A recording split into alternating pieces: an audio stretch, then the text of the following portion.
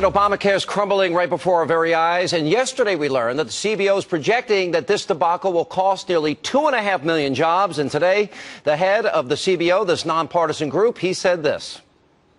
By providing heavily subsidized health insurance to people with very low income and then withdrawing those subsidies as income rises, the act creates a disincentive for people to work relative to what would have been the case in the absence of that act. Pretty unbelievable, and that's not all. The administration is now resorting to using pets to try and sell this disastrous law. Listen to me, a talking pug, you see. If you get health insurance, preventive care is now free. So sweet. Enroll today. That's what we're here together to say. Enroll today. Take care of people for goodness sake. There's a plan for every budget, so don't accept defeat. Now you can get covered and still buy me treats. Enroll! All right, just pathetic. You really can't make this stuff up. And then there's this ad put out by healthcare.gov. It reads, Mom loves her comfy jeans, and she also loves it when you have health insurance. Now, those are your hard-earned tax dollars at work. Joining me now to try and defend this debacle, Fox News political analyst Juan Williams. Obamacare is creating a disincentive to work. Do I need to play it again? A disincentive to work. You know, is that the new America? Is this America hope and change? You know, that's your best argument, and I'm surprised that you are so spot on this evening, because that's exactly right. But it's not the case, and I'm glad you're not going down that road, Sean Hannity, that so many conservatives are saying, oh, it's going to result in job loss. There's no job loss. There's no one being fired. They're not people who are working full-time being forced on to part-time. Okay, listen, this is about individuals having more sound like choice. Bill Clinton, because what we're talking about here is we're dealing with 2.5 million people, or what is the total number of hours Americans work is going to be reduced, the equivalent of 2.3 million full-time jobs. Now, no, that's their choice. That's not being forced on them. They are making a choice. Saying. That's freedom. That's liberty. That's not freedom and liberty, because what's happening is once they get to the point where they're going to lose their subsidy, they're not going to work anymore. Well, that's not true. Freedom and liberty. That's dependency.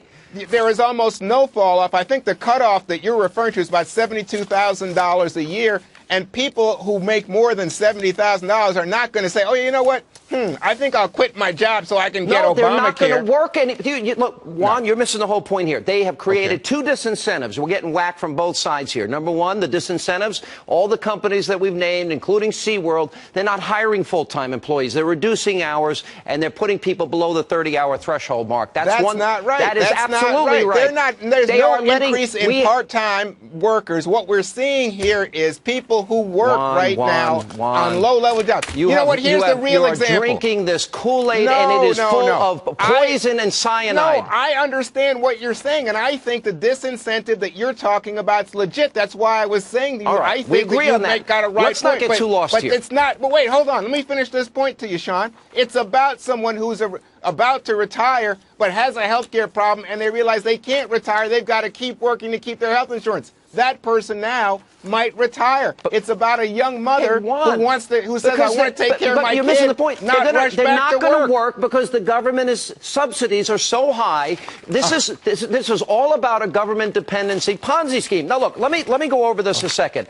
Yesterday at the White House briefing, economic advisor Jason Furman, listen to him stammer and stumble over his words. He can't get it out. He can't explain it. Watch this.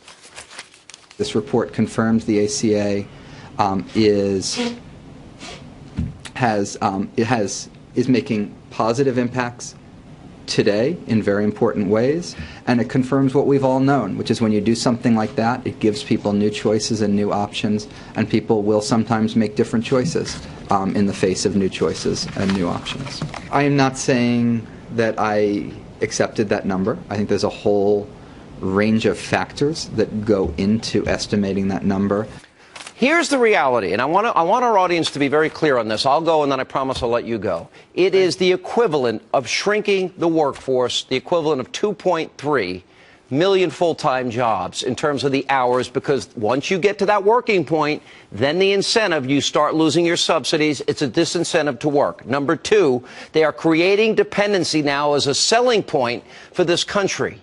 Now, if this is the hope and change with 50 million Americans on food stamps and the lowest labor participation rate, 92 million Americans out of the workforce, if you think this is good for this country, you and I will never, ever see eye to eye, because that's not the country my grandparents came to, where there was no safety net at the turn of the last century. Juan Williams.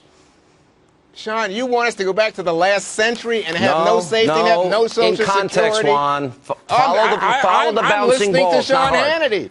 I'm just telling you, when you say you don't want individual Americans who might be elderly and having to work a job because they need the health insurance to have the capacity to retire, I don't think you're about liberty and choice. When you say to a young mother, oh, you have to rush back to work instead of take care of your baby, and you say, oh, it's because of Obamacare, let's look at what that report said. It said more people will have some insurance. It says the premiums are going to be lower than they expected. That's not true. This report says 31 million non-elderly Americans, residents of the United States, will be without health care by the year 2024. It is not insuring every American, as the president said. So let's remind everybody, you don't get to keep your plan, you don't get to keep your doctor, you don't save $2,500 a year, 31 million Americans are uninsured, and it incentivizes people not to work. Stop with the talking points. Stop with the talking points. It's called reality points. Check, reality check. Let's not argue about the facts, because the facts are in the report that came out. And what you said at the start is absolutely true, that some people will now have a reason to say, I don't want to work, and I agreed with you. That's a good point. But it's also true that more people now than the CBO previously estimated will be insured. Premiums will be lower. One more side. You keep saying it. Every promise that has been made here is broken, and it costs more than they ever dreamed. And 31 million Americans, according to the report, won't get insurance. Let's go to the former CBO director, and that, of course, is Holtz-Eakin, and here's what he had to say. We're headed straight for a minefield, and no one seems cognizant of this. And, I thought this was actually a relatively depressing report. What it says is that we can teeter along at sort of stable deficits and stable debt relative to GDP until this president's term's over, and then everything goes north in a very bad way. Debt explodes, deficits explode. It's driven by spending, and it's driven by the spending no one's willing to touch. Straight for a minefield. It's depressing. 50 million Americans on food stamps, a disincentive now to work, 92 million Americans on out of the labor workforce, the lowest labor participation rate in 30 years. And Juan Williams, you come on here and you defend a president that broke the promise to keep your plan, keep your doctor, and save money. And now it's a disincentive to work, and you defend that. I don't get it, Juan Williams. Beam me up. Let me just tell you something. When you have a system that absolutely came out with a flawed website, and now the CBO says, despite all those flaws, we had previously said $600 million.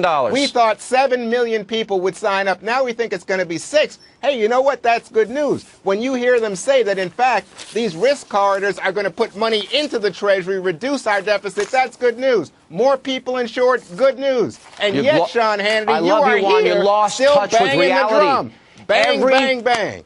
You're a hater. You should stop the hating, I don't hate. You know what I hate? I hate unemployed Americans. I hate the fact that people don't have jobs. And I hate the fact that our government is creating dependency and a disincentive to work. Juan Williams, the American dream's dying before your very eyes, and you're defending this madness. That's crazy. I love America. I would never defend it, but I'm telling you, this is not about people losing jobs. I want jobs, and I want the economy fixed, and I want to get rid of these deficits, and I want America to go back to the turn of the century where your grandmother, you want my grandmother and your grandmother out on the street. Stop that. Get out of here. Get out of here. All right, coming up next.